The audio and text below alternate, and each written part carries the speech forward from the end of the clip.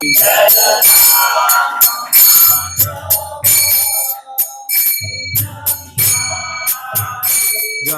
Radha Madhava Kunja Bihari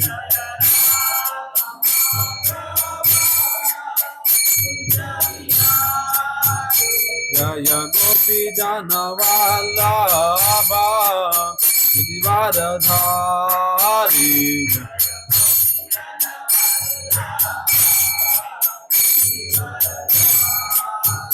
Jaya Gopi Janavallabha Girivaradhari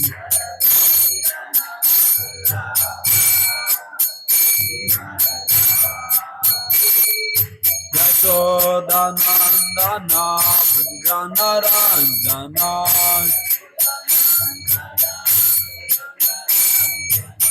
Yashodanandana Vrajanaranjana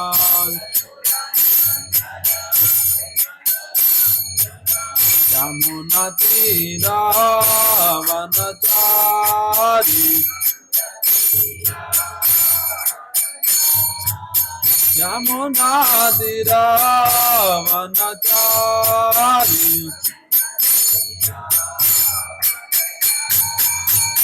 Jaya Radha Madhava Kunja Bihari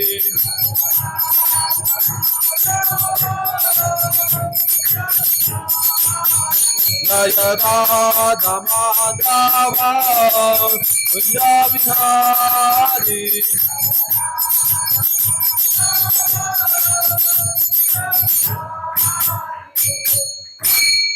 जयो विष्णुपाद परमहंस परिव्राजकाचार्य अष्टोत्तरशत श्री श्रीमद ऐसी भक्ति वेदांत स्वामी श्रील प्रभुपाद की जय। स्कॉन संस्थापक आचार्य श्रील प्रभुपाद की जय। निताय गौर प्रेमानंदे हरि हरि।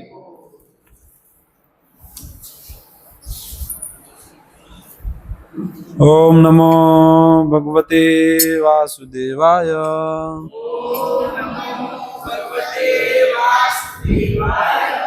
ओम नमो भगवते वासुदेवाय।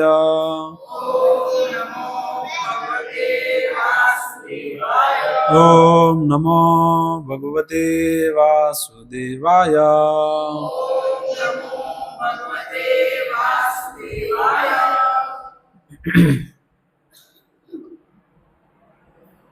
મને એમ કે આમાં હિન્દી કેટલાને નથી ફાવતી? બધાને જ નથી ફાવતી?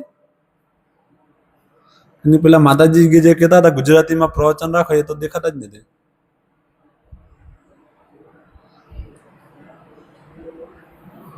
બાકી બધાની શું સ્થિતિ છે? હિન્દી કોને નહીં ફાવે?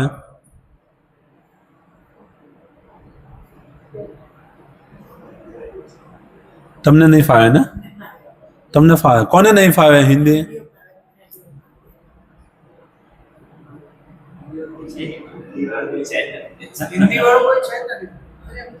પેલા ઓડિયન્સ હોય ને આમાં જે અપલોડ થાય એમાં તો હોય, પણ કઈ નહીં.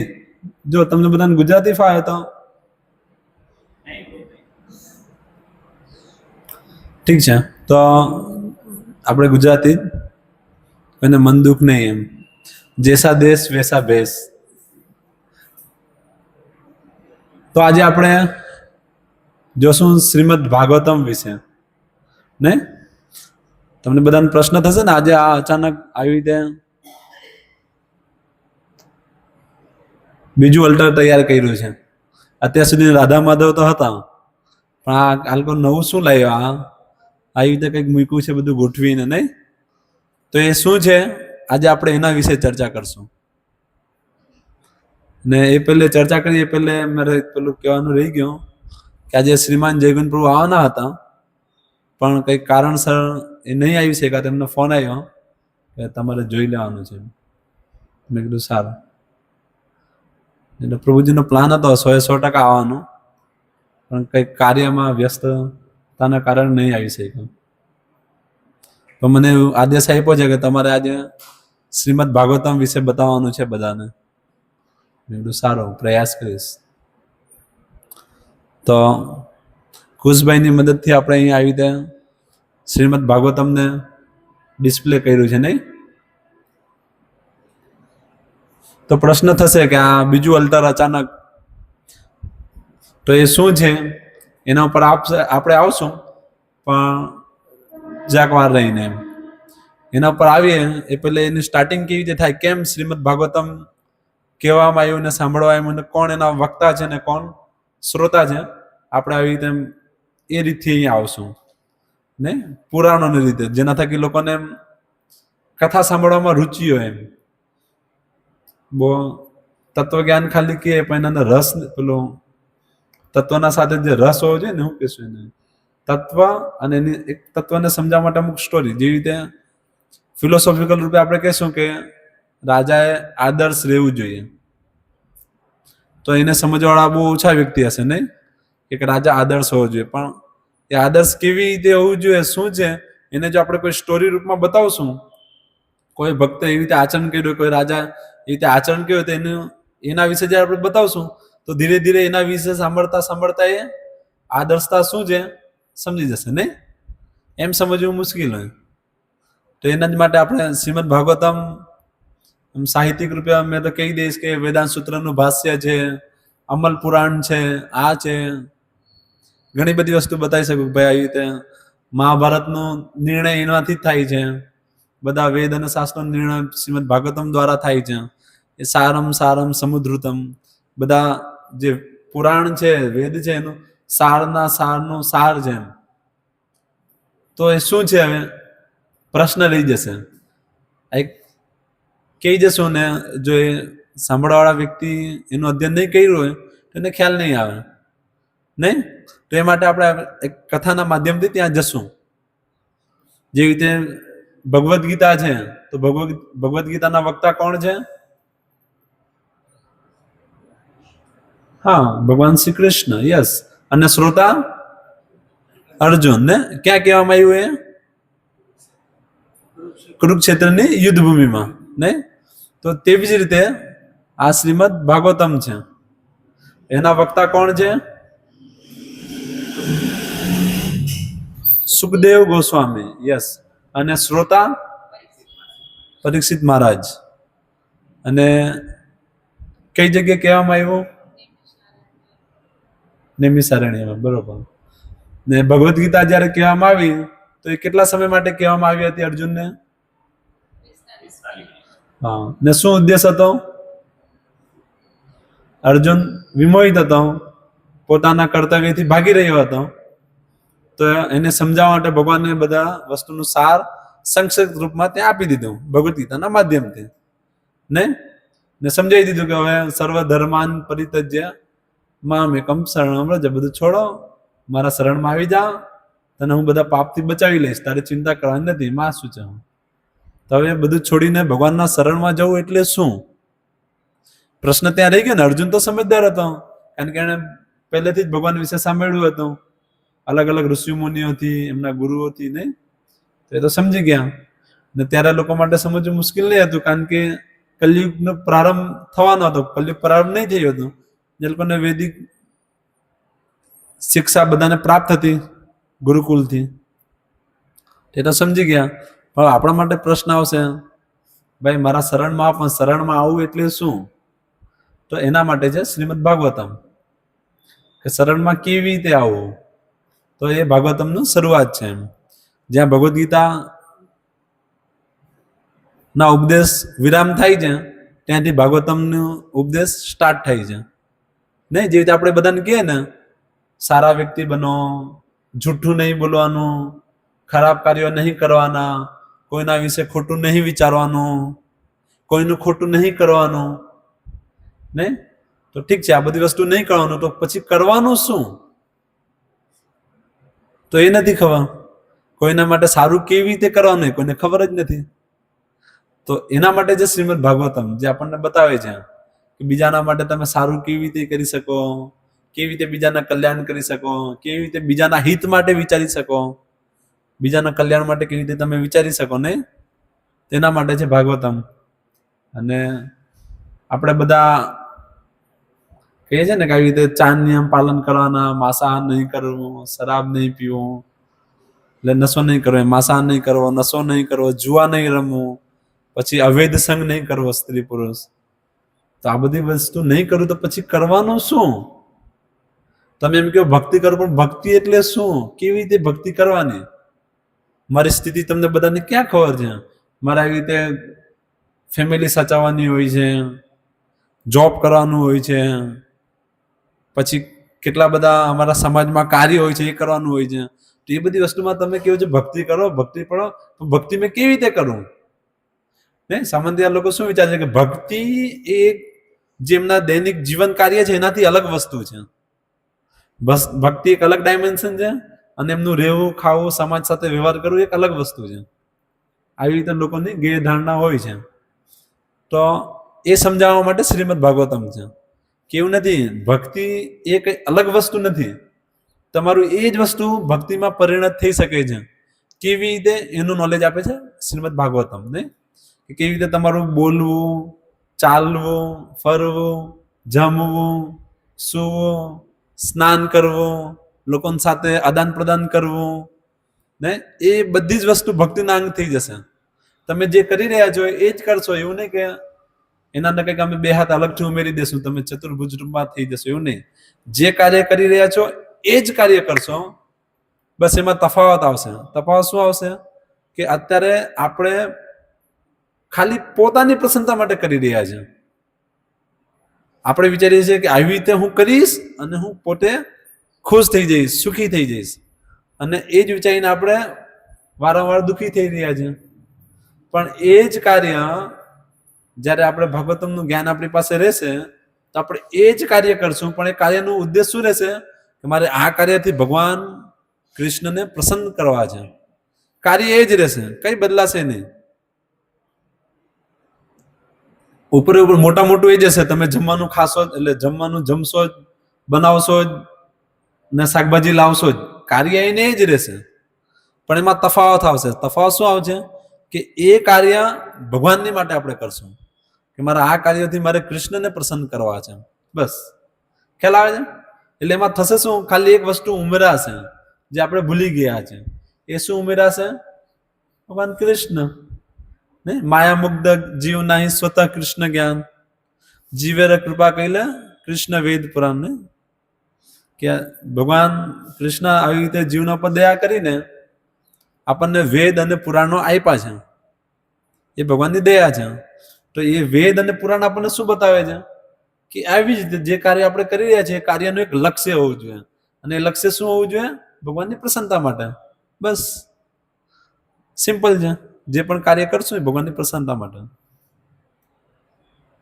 તો એવી જ રીતે આજે આ શ્રીમદ ભાગવતમ જે છે એનાથી આપણે થોડુંક જોશું એમ કે કેવી રીતે આપણું એ દૈનિક કાર્યમાં બધાના માટે, એટલે શ્રીમદ ભાગવતમની શરૂઆત કેવી રીતે થાય છે અને કેવી રીતે બધા માટે લાગુ પડે છે, અને કેવી રીતે બધા જ પોતાના જીવનમાં એને અપનાવી શકે છે ને. એ આપણા દિનચર્યાથી અલગ નથી. એ વસ્તુ જે આ ગલત ખોટી જે ધારણા છે કે ભક્તિ એ અલગ છે, તો એ અલગ નથી. એ કેવી રીતે છે એ અત્યારે આજે આપણે જોવાનો પ્રયાસ કરશું ને. તો આજે શ્રીમદ ભાગવતમ છે એના શ્રોતા છે પરીક્ષિત મહારાજ. તો પરીક્ષિત મહારાજ કોણ છે? અભિમન્યુના પુત્ર ને. અને સાથે સાથે પરીક્ષિત મહારાજ રાજા છે. એક રાજા છે. કેવા રાજા છે? તે પણ આખા ભૂમંડળના રાજા છે. આજે આખું ભૂમંડળ છે, હવે કેવું છે, શું છે, બસ એટલું સમજો કે જેટલું બધું અહીંયા દેખાય છે એ બધી વસ્તુના રાજા હતા એમ. અને જે નથી પણ દેખાતું એ ગોલોક ચાર્ટમાં દેખાશે. તો તમે મંદિરમાં ગોલોક ચાર્ટ છે, આવીને જોઈ શકો છો. અને સાથે સાથે પોતાના ઘરે લઈ જવા માંગતા હોય તો લઈ પણ જઈ શકો છો. ગોલોક ચાર્ટ અમારી પાસે અવેલેબલ છે મંદિરમાં. એના આખું ભૂમંડળનું વર્ણન છે, કેવી રીતે અલગ અલગ દ્વીપ છે, શું છે, એમ વિસ્તારથી વર્ણન છે. પણ સારાંશમાં એ જ છે કે એ આખા ભૂમંડળના રાજા હતા, કોઈ સામાન્ય વ્યક્તિ નહીં હતા. અને રાજા હતા અને એમણે શ્રીમદ ભાગવતમનું શ્રવણ કર્યું. હા, આખા ભૂમંડળના રાજા છે અને શ્રીમદ ભાગવતમ સાંભળી રહ્યા છે, તો કેમ એવું પ્રશ્ન થશે ને, એવું તો શું થયું એમને કે આવી રીતે ભાગવતમ સાંભળી રહ્યા છે અને આખું રાજ્ય છોડીને પાછું ગંગાના કિનારે આવી રીતે બેસીને ભગવાન વિશે સાંભળી રહ્યા છે. રાજ્યપાટ બધું છોડી દીધું અને કેવી રીતે સાંભળી રહ્યા છે? 2400 કલાક દિવસો ને રાત સાંભળી રહ્યા છે. કંઈ પણ ખાધા વગર, કંઈ પણ પીધા વગર, એમ નથી પાણી પીતા, નથી કંઈક પ્રસાદ લેતા, કંઈ જ નહીં. 2400 કલાક સાંભળી રહ્યા છે અને આવી રીતે એમણે 7 દિવસ સુધી સાંભળ્યું. તો કેમ અને શું એવું તેના અંદર હતું કે આવી રીતે 7 દિવસ સુધી એક ધારું બેસીને સાંભળ્યા ને? આપણા માટે તો 1 કલાકની ઉપર જયારે કાંટો જાય તો હાથ પગ તો દુખવા લાગે. એમ આપણે કહીએ નહીં શરમ ના મારે કે ભાઈ કહેશું તો બધાની વચ્ચે આપણું મસ્કરી થશે કે આ જો અહીંયા ભગવાન વિશે સાંભળવામાં એનાથી 1 કલાકથી વધારે નથી બેહાતું.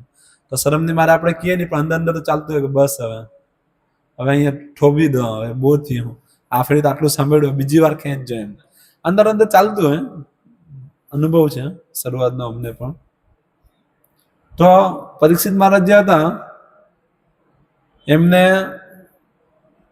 આવી રીતે શ્રાપ મળ્યો. જયારે આવી રીતે પરીક્ષિત મહારાજ એમના આખેટમાં ગયા હતા, આવી રીતે જંગલ, એકચ્યુઅલી જે રાજા હોય તે આવી રીતે અજ્ઞાતવાસમાં આખો રાજ્યનું ભ્રમણ કરે અને જોઈ શું ચાલી રહ્યું છે ને રાજ્યમાં શું થઈ રહ્યું છે, લોકો શાંત, પ્રજા સુખી તો છે ને, ભગવત પારાયણ તો છે ને, બધા પોતપોતાના નિયત કર્તવ્ય કરી રહ્યા છે કે નથી કરી રહ્યા, એ બધું જોવા માટે રાજા આવી રીતે ભ્રમણ કરતા. પહેલે જે રાજાઓ હતા એ બધા રાજર્ષિઓ હતા, એકદમ તાલીમ પામેલા હતા. તો એ બધા આવી રીતે જતા ભ્રમણ કરતા અલગ અલગ વેશમાં. પણ અહીંયા પરીક્ષિત મહારાજ જે છે એ આખેટમાં ગયા હતા જંગલમાં અને આવી રીતે ઘણો સમય થઈ ગયો એમને અને એમને તરસ લાગી અને પાણી પીવા માટે આવી રીતે ઋષિ મુનિના આશ્રમમાં ગયા. હવે ચક્રવર્તી સમ્રાટ છે તો ઋષિ મુનિના ત્યાં ગયા તો અલ્ટિમેટ ઋષિ મુનિ પણ આ ધરાતલ પર છે તો અહીંયાનું જે નિયમ હોય એને પાલન કરવું જોઈએ. પણ એ જે ઋષિ મુનિ હતા એ ધ્યાન મગ્ન હતા, એમને ખબર નહીં પડી કે રાજા અહીંયા આવ્યા. અને પરીક્ષિત મહારાજ ત્યાં ગયા અને જોયું તો એ વ્યક્તિ ધ્યાનમાં બેઠા હતા. પરીક્ષિત મહારાજે કીધું ચેક તો કરા, ખરેખર ધ્યાનમાં છે યા મને જોઈને બેસી ગયો, શું છે? તો ચેક કરવા માટે આવી રીતે ત્યાં બાજુમાં મરેલો સાપ હતો તે ઉચકીને એમના ગળા અંદર લગાવી દીધું, એમ ભેરવી દીધું ચેક કરવા માટે. તો એ વસ્તુ ત્યાંથી કોઈ એક વ્યક્તિએ જોઈ લીધું અને એ ઋષિમુનિના જે પુત્ર હતા શૃંગી ઋષિ, એને જેને આવી રીતે જણાવ્યું કે તમારા પપ્પાના ગળા અંદર કોઈ આવી રીતે સાપ લપેટી રહ્યો હતો. તો એને એ છોકરાએ, જે બ્રાહ્મણ પુત્ર હતો, જે ઋષિમુનિ પુત્ર, ત્યાં જ પોતાના બધા બાળકો સાથે રમી રહ્યો હતો. ને રમતા રમતા જેને ત્યાંથી ધ્યાન કરીને જોયું તો યસ કોઈ વ્યક્તિ એના પપ્પાને, અરે કોઈ વ્યક્તિ આવી રીતે એના પિતાજીના અંદર ગળા અંદર આવી રીતે સાપ લપેટી રહ્યા હતા. એમ તેને ત્યાંથી જ શ્રાપ આપી દીધું, તરત પાણી લીધું હાથમાં ને શ્રાપ આપી દીધું, જે વ્યક્તિ આવું કર્યું છે એનું 7 દિવસમાં તક્ષક નાગ દ્વારા મૃત્યુ થશે. અને નાગ આવી રીતે તક્ષક નાગ કટશે અને એને મૃત્યુ પામશે. તો તમે જોઈ શકો કે એનો શ્રાપ જે હતો એ છોકરો હતો, 12-14 વર્ષનો છોકરો હતો, પણ એ છોકરાના અંદર આટલી બધી શક્તિ હતી. એમ એ બ્રાહ્મણમાં આટલો બધો તેજ હતો. કેવી રીતે હતો? કારણ કે રાજાનું શાસન એટલું સારું હતું. એમ જે રાજા હતા એ ધાર્મિક હતા ને. પરીક્ષિત મહારાજ એટલા ધાર્મિક હતા કે એમના રાજ્યમાં એક 12 વર્ષના છોકરાનો શ્રાપ પણ માયને રાખતો. એમ એને કીધું કે આવી રીતે થશે તો દેવી દેવતા એ વાતને પૂરું કરવા માટે કામે લાગી ગયા કે યસ એને કીધું છે તો આ થશે.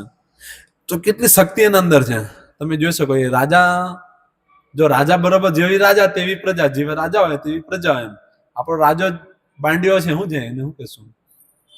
છેડાભાઈ શું કહેશું એને? વાંધો કે શું કે કિશોરભાઈ તમારી જ પૂછું શું કે છે? એવું જ કહે ને. તો આપણા રાજા અત્યારે એવા છે તો પ્રજા પણ બધી એવી જ છે. તમે જો દુઃખી છે, તણાવગ્રસ્ત છે, દરેક વ્યક્તિ દુઃખી છે. તમને બધાને દુઃખનો અનુભવ નહીં થતો હોય તો તમારા બધાનું દુર્ભાગ્ય છે. બાકી ડગલે ને પગલે દુઃખ અને મૂંઝવણ જોવા મળે છે. આખું જીવન તણાવગ્રસ્ત છે. નહીં? કેમ એવું છે? કે રાજા ધાર્મિક નથી, એ ધર્મનો નિયમ પાલન નથી કરી રહ્યો અને પ્રજા પાસે કરાવી પણ નથી રહ્યો. એ કારણે છે. પણ પરીક્ષિત મહારાજ એક ભગવાનના ભક્ત હતા, એટલે એક એવા પ્રકારના રાજા હતા કે એમના રાજ્યમાં એક 12 વર્ષનો બ્રાહ્મણનો છોકરો આવી રીતે શ્રાપ આપે તો શ્રાપ સત્ય થઈ જાય. એટલું શક્તિ એક છોકરા પાસે આટલી બધી શક્તિ છે એમ. તો બાકી બધાની તો વાત જ શું કરવી. તો આ રીતે એમ એ શ્રાપ આપે છે અને પછી એના શ્રાપથી એના પિતા જે ધ્યાનમાં આવે છે જોઈ લે છે કે આવી રીતે થયું, આ રાજા અહીંયા આવ્યા ને આવી રીતે મારા છોકરાએ શ્રાપ આપ્યું ને, તો એ તો ધ્યાન ભંગ થઈ જાય છે, પોતાના ધ્યાનમાંથી બહાર નીકળે છે. કારણ કે એમને ખબર છે કે પરીક્ષિત મહારાજ કેટલા ધર્માત્મા છે, કેટલા મહાન વ્યક્તિ છે. કારણ કે પરીક્ષિત મહારાજના જન્મના સમયે ભગવાન કૃષ્ણ જ્યારે એના ઉપર આવી રીતે અસ્વસ્થામાં બ્રહ્માસ્ત્રનો પ્રહાર કર્યો છે, તો જન્મથી પહેલા ભગવાન કૃષ્ણ સ્વયં પરીક્ષિત મહારાજને આવી રીતે બચાવ્યા હતા બ્રહ્માસ્ત્રથી. જે બ્રહ્માસ્ત્ર એક એવું અસ્ત્ર છે કે જે એકવાર ચાલી ગયું તો પાછું નહીં આવે એમ. એ એના લક્ષ્ય પર ભેદીને જ આવશે એમ, ખાલી હાથે પાછું નહીં આવે. તો એવો અસ્ત્ર પણ ભગવાને ફેલ કરી દીધો પરીક્ષિત મહારાજને બચાવવા માટે. તો ભગવાન કૃષ્ણ જેનું સ્વયં રક્ષા કરે છે એ છે પરીક્ષિત મહારાજ. અને એમને આવી રીતે પેલા છોકરાએ શ્રાપ આપી દીધો. તો એ પરીક્ષિત મહારાજ ત્યાંથી જતા હતા ને એ પણ મનમાં વિચારતા હતા, આપણા પાસે સમય ઓછો છે એટલે બહુ ડિટેલમાં નહીં જશું, પણ આવી રીતે પરીક્ષિત મહારાજ પણ વિચારતા હતા કે મેં લગભગ ખોટું કર્યું, મારે આવી રીતે નહીં કરવું જોઈએ. એ વ્યક્તિ આવી રીતે ધ્યાનમાં હતો અને મને એવું તો શું તરસ લાગી કે મેં આવી રીતે એમની પરીક્ષા લીધી. મનમાં વિચારતા હતા કે મેં આવી રીતે ખોટું કર્યું ને મને એ આવી રીતે પોતાને ગ્લાનિ. અને એક ભક્ત જો હંમેશા પોતાનો ખામી જોઈ છે, હંમેશા પોતાની જ ભૂલ જોઈ છે. નહીં મારી ભૂલ હશે એ તરત સ્વીકાર. એક ભક્ત અને એક અભક્તમાં આ ફરક છે. અભક્ત જે હોય કોઈ પણ કાર્ય થાય ને એમાં ભૂલ પડે તો સામેવાળા પર ઠેલી દે, આણે આવું કર્યું, આના લીધે આવું થયું, આના લીધે એમ થયું. પણ એ ભક્ત જે હોય છે તે હંમેશા એવું જ વિચારે છે કે એના લીધે જ થયું એમ. એ જે પણ ખરાબ કાર્યો થયા, જેના સાથે જે ખરાબ બર્તાવ થયું એના લીધે થયું, એના કર્મના લીધે થયું. એક ભક્ત આવી રીતે વિચારે છે એમ. એના કોઈ દાડે આપણે લેક્ચરમાં હજુ બધા જોશું કેવી રીતે યુધિષ્ઠિર મહારાજ આખા યુદ્ધ પછી કેવી રીતે વિચારી રહ્યા હતા, શું હતું. એકવાર આપણે એમાં લેશું સમય જ્યારે આવશે એનો. તો આવી રીતે પરીક્ષિતમાં વિચારી રહ્યા હતા ને એટલામાં એમને આવી રીતે જાણ કરવામાં આવી કે તમને આવી રીતે શ્રાપ મળ્યો છે અને 7 દિવસમાં તમારું મૃત્યુ થઈ જશે. તો પરીક્ષામાં કીધું અચ્છા ઠીક છે, 7 દિવસ પછી મૃત્યુ થશે, ચાલો. તરત જ રાજ્યમાં પોતાના રાજ દરબાર અંદર પ્રવેશ નહીં કર્યા અને ત્યાંથી પાછા વળી ગયા. તો હવે ચાલો 7 દિવસ જ બચ્યા છે, તો આ 7 દિવસમાં મારે વિશેષ કરવું જોઈએ. હવે તો ખબર પડી ગઈ 7 દિવસ જ જીવવાના છે. તો આવી રીતે પાછા ફરે છે અને આવી રીતે ગંગા તટ કિનારે જાય છે. એક્ઝેક્ટ ગંગા નદી છે શું છે? ગંગા નદી છે. અચ્છા, ત્યાં જાય છે અને પછી અલગ અલગ લોકો, અલગ અલગ યોગી, તપસ્વી, સાધુઓ અને ભગવાનના ભક્તો બધા ત્યાં ધીરે ધીરે ત્યાં બધાનું ટોળું વળગી આવે છે. બધાને જયારે ખબર પડે છે પરીક્ષિત મહારાજ અહીંયા આવ્યા છે, કારણ કે ચક્રવર્તી સમ્રાટ હતા ને. અહીંયા પેલો મામૂલી મચ્છર જેવો સલ્લુ આવી જાય કે કંઈક બીજો ટાલ્યો આવી જાય, કેટલા બધા જોવા આવી જાય નહીં. પેલા દાઢીવાળાના બંગલા મેં જોયું અત્યારે મુંબઈ ગયો હતો, બંગલાની બહાર 30-40 જણ એમ જ ઉભા રહેલા, ખાલી પેલો બહાર એને એમ કરે એના માટે 40 જણ ઉભા હોય ને રવિવારે તો 500 લોકો ઉભા હોય. હવે ગધેડાને જોઈને કઈ ફાયદો થવાનો નથી. તો આ તો પરીક્ષિત મહારાજ છે, ભગવાનના ભક્ત, અને આવી રીતે એટલા મોટા સમ્રાટ તો નહીં આવે, ઓબ્વિયસલી બધા આવે ને. તો બધી જ જગ્યાએથી બધા આવ્યા એમ, મહાન તપસ્વી, યોગી, ધ્યાની, જ્ઞાની બધા જ આવ્યા ને બધા આવીને અલગ અલગ પ્રકારની સાંત્વના આપી રહ્યા હતા એમ. એટલે સાંત્વના મીન્સ અલગ અલગ સલાહ આપી રહ્યા, તમે આ કરો, યોગ કરો, કોઈ કઈ તપસ્યા કરો. અને પરીક્ષિતમાં જે બધી વસ્તુને કાપી રહ્યા હતા. ઠીક છે, તપસ્યા કરશું તો કંઈક સિદ્ધિ પ્રાપ્ત થશે, સિદ્ધિ પણ અલ્ટિમેટ આ શરીર છોડીશ ને સિદ્ધિ છોડી દેવી પડશે. પાછું બીજું જન્મ એમ કરીને એટલે અલગ અલગ ફિલોસોફિકલ પોઈન્ટને કાપતા ગયા એમ. તો અલ્ટિમેટ નિષ્કર્ષ નીકળ્યું કે ભગવાન વિશે સાંભળવાનું છે. એ ત્યાં આવશે, બહુ મેં આગળ જઈને કહી દે છે, પણ આવી રીતે છે. અને ત્યાં પછી આવે છે સુખદેવ ગોસ્વામી. પરીક્ષિત મહારાજ તમે વિચારી શકો કે અત્યારે આપણા ત્યાંના જે વડાપ્રધાન છે એમને જો કોઈ કહે કે તમને બીજે દાડે હું આવીને બમથી ઉડાવી દેવા, તો શું કરશે? શું કરશે? અત્યારે જો કોઈ ન્યૂઝમાં એમ કહી દે કે તમે 2 દાડા પછી અમે તમને ઉડાવી દેશું, સિક્યુરિટી ટાઈટ ને, એકદમ સેફ ઝોન, ગાડી બુલેટ પ્રૂફ, ઘર બુલેટ પ્રૂફ, મિલિટરી વધારશે, બહુ બધી સેનાઓ વધારશે, નહીં બધું એમ એક એક વસ્તુ પછી પેલી હવા આવશે એને પણ લોકો ચેક કરશે, એમાં ઝેર તો નથી, જમવામાં બધી વસ્તુ ચેક કરશે અને એકદમ બરોબર ચાલશે. એને જરા રીતે ખબર પડશે તો એક આ નાનો મોટો ટુકડાનો એ રાજા છે, તો એ આટલું બધું કરશે. તો આખા ભૂમંડળના રાજા હતા, એમને ખબર પડી 7 વર્ષ પછી, 7 દિવસ પછી એમનું મૃત્યુ થશે. અને એ પણ પેલા છોકરાના શ્રાપથી સ્વયં કૃષ્ણ એને બચાવવા આવ્યા છે, એનો શ્રાપને એને ડિફ્યુઝ કરતા કઈ સમય લાગે? ફટ કરીને કઈક કરતા એને ઉડાવી દેતા. એ છોકરા એના પપ્પાને ઉચકીને લાખી દેતો, કઈ નહીં થાય. કઈક તમે જો ને પોઝિશન શું છે, પણ તે છતાં એ શું કરી રહ્યા છે? સ્વીકારે છે. આ એક ભક્તનો આ વિશેષ ગુણ હોય છે, જે પરીક્ષિત મહારાજ પોતાના આચરણથી બતાવી રહ્યા છે. આ બધું જે થઈ રહ્યું છે એ ભગવાનની વિશેષ યોજનાથી થઈ રહ્યું છે. આ ભગવાનની યોજના છે, આ દેવવશ થઈ રહ્યું છે. જે રીતે ભગવદ્ ગીતામાં આપણે જોઈએ ને, અર્જુન વિમોહિત થઈ ગયા અને કિમ કરતે વિમોડા, મારે શું કરવું છે મને નથી કર્યું, એવું અર્જુન કહી રહ્યા છે. તો એ ભગવાનની વિશેષ અતરંગા શક્તિથી વિમોહિત થઈને એક એવું પાત્ર ભજવી રહ્યા છે કે એમને નથી ખબર પડતી, જેના થકી બીજાનું કલ્યાણ થાય. તો તેવી જ રીતે ભગવાનની આ યોજના છે કે આવી રીતે પરીક્ષિત મહારાજ દ્વારા બાકી બધાનું કલ્યાણ થાય. કારણ કે ભગવાનને ખબર હતી કે આને આવી રીતે જો થશે, આ સ્થિતિમાં મૂકવામાં આવશે, તો આ સ્થિતિમાં પણ આ મારા માટે જ કરશે એમ. એના સિવાય બાકી બીજાને જો આપણા બધાને મૂકવામાં આવે તો શું થશે? આપણને જો ખબર પડે કે 7 દિવસ પછી મરવાના છે, તો શું કરશું આપણે? બધા જ મોજ શોખ કરી લેશું, નહીં? લાવ બાટલી લાવ, જે પણ શોખ છે પૂરા કરવા દે. હવે એવું જ કરશું ને, ઓબ્વિયસલી. કૃષ્ણ તો નહીં યાદ આવે અત્યારે જો ખબર પડે તો. પણ એક બહુ મોટું પેલું પણ છે એકચ્યુઅલી રહસ્યમય, શું કે છે, દુર્ભાગ્ય છે એકચ્યુઅલી. પરીક્ષિત મહારાજને તો ખબર હતી કે એમના 7 દિવસ પછી મૃત્યુ થશે, પણ આપણા બધાની તો કોઈ ગેરંટી નથી. કોઈ ગેરંટી છે? આપણે બિંદાસ ફરીએ એમ વિચારતા જ નથી, આપણા માઇન્ડમાં જ નથી. મૃત્યુ જેવો ડિક્શનરીમાં શબ્દ જ નથી આપણા માટે. ના ના, એ તો પેલો બહુ ખાંસિયા કરતો છે, પેલો બહુ પીતો છે, પેલો એમ કરતો છે, એ જાય પેલો જાય. પણ પોતે તો નહીં, અમે તો નથી જવાના, અમે તો શાશ્વત છીએ ને. આપણું આ કેટલું મોટું દુર્ભાગ્ય છે, આપણે તો વિચારતા જ નથી એમ.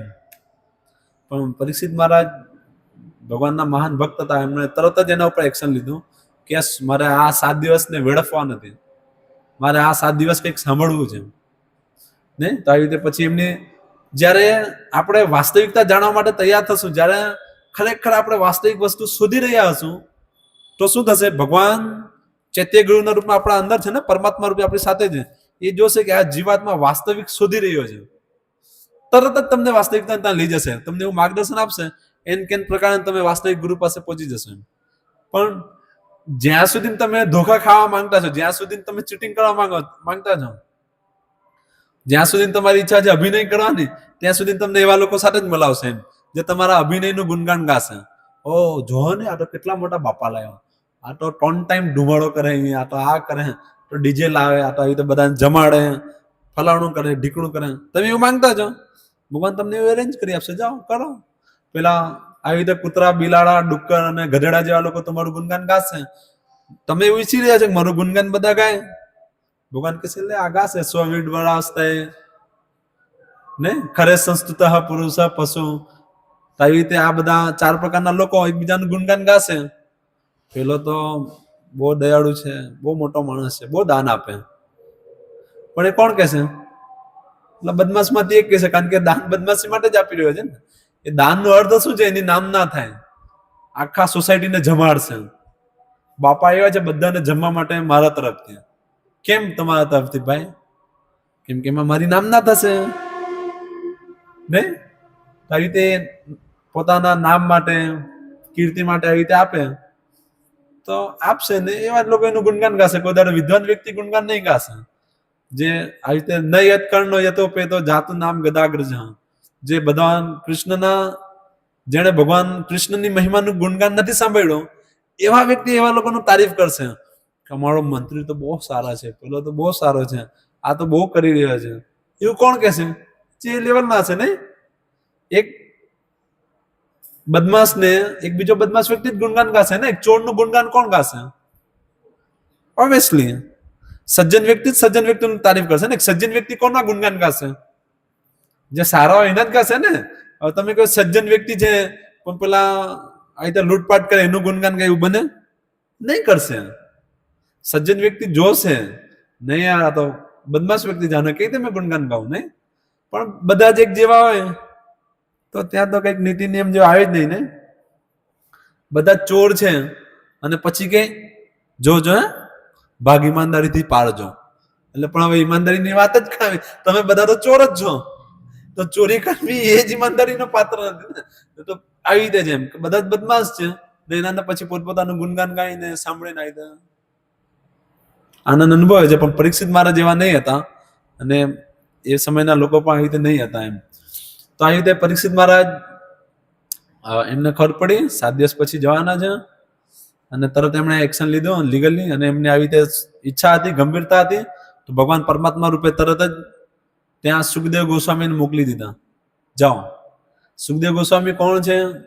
બહુ જ મહાન ભગવાનના ભક્ત છે અને વેદવ્યાસજીના પુત્ર છે અને 12 મહાજનોમાંથી એક મહાજન છે.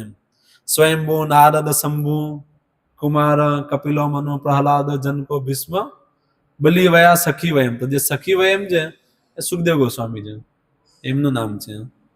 12 મહાજનમાંથી એક મહાજન છે સુખદેવ ગોસ્વામી. તો એ ત્યાં આવી રીતે પ્રગટ થયા અને પછી એમણે આ શ્રીમદ ભાગવતમનું જ્ઞાન આપ્યું, જે આવી રીતે 12 સ્કંદ 18,000 શ્લોકમાં છે. તો એનું શરૂઆત કેવી રીતે થાય છે, આ તો બધી મેં તમને ભૂમિકા બતાવી, પણ હવે શરૂઆત કેવી રીતે થાય છે, કયા સ્તરથી શરૂઆત થાય છે, એમ કયા પ્રશ્નથી શરૂઆત થાય છે. જે રીતે ત્યાં અર્જુનનો પ્રશ્ન હતો ને, કિમ કર્તવ્ય વિમૂઢ, મેં નથી જાણતો ધર્મ અવચેતક, મારે નથી ખબર પડતી ધર્મ શું છે અધર્મ શું છે, નહીં. તો તેવી જ રીતે હવે અહીંયા પરીક્ષિત મહારાજનો પ્રશ્ન તમે જો, બહુ જ મહત્વપૂર્ણ પ્રશ્ન છે આ, અને બધા માટે જ લાગુ પડે છે. પ્રશ્ન કેવા હોવા જોઈએ એ આપણે એમનાથી શીખવું પડે. આપણા મહાજન છે ને, એમનાથી શીખવું પડે ને. મહાજન એને ગતસે પંથા. તો આ શ્લોક છે શ્રીમદ ભાગવતમ પ્રથમ સ્કંદ અધ્યાય 19 અને શ્લોક સંખ્યા 37. અતઃ પુચ્છામિ સંસિદ્ધિ યોગિનાં પરમં ગુરુમ પુરુષય ઇહ યત કાર્યમ म्रियमाणस्य सर्वथा. अनुवाद: आप महान संतों तथा भक्तों के गुरु हैं, अतएव मेरी आपसे प्रार्थना है कि आप सारे व्यक्तियों के लिए और विशेष रूप से जो मरणासन हैं उनके लिए पूर्णता का मार्ग दिखलाए. नहीं, जो प्रश्न जो કેટલું સરસ છે કે તમે મહાન સંત છો અને બધા ભક્તોના ગુરુ પણ છો, મહાજન છો. તો એ માટે મારી તમારાથી પ્રાર્થના છે કે તમે બધા વ્યક્તિઓના માટે અને વિશેષ કર જે મરણાસન છે, એટલે જે લોકો મૃત્યુના નજીક છે, એ લોકોના માટે પૂર્ણતાનો માર્ગ બતાવો કે એ લોકો કેવી રીતે પૂર્ણતા પ્રાપ્ત કરી શકે, કેવી રીતે જીવનનું લક્ષ્ય પ્રાપ્ત કરી શકે. તમે એ માર્ગ મને બતાવો. એ કોણ પૂછી રહ્યું છે? પરીક્ષિત મહારાજ. નહીં, તો એ કોના માટે પૂછી રહ્યા છે? મરણાસન વ્યક્તિ માટે, કે જે લોકો મૃત્યુના એકદમ નજીક છે. તો નજીક કોણ છે? આપણે બધા છીએ. નહીં, પરીક્ષિત મહારાજનું તો 7 દિવસ પછી હતું, આપણે બધાનું તો નથી ક્લિયર ને, ગમે ત્યારે થઈ શકે. તો આ પ્રશ્ન આપણા બધા માટે પૂછી રહ્યા છે. જો પ્રશ્ન આવી તેવું જો કે જેના બધાનો જ હિત થાય ને, આગળ બતાવશે સુખદેવ ગોસ્વામી, એના પ્રશ્નના ગુણગાન ગાશે. તો આવી રીતે બહુ મસ્ત આ પ્રશ્ન છે. પછી એના આગળનો શ્લોક છે 38 નંબરનો, ત્યાં બતાવ્યો, ત્યાં પૂછે છે હજુ, कृपया कृपया मुझे बताएं कि मनुष्य को क्या सुनना, जपना, स्मरण करना तथा पूजना चाहिए, और यह भी बताएं कि उसे क्या क्या नहीं करना चाहिए. कृपा करके मुझे यह सब बताइए.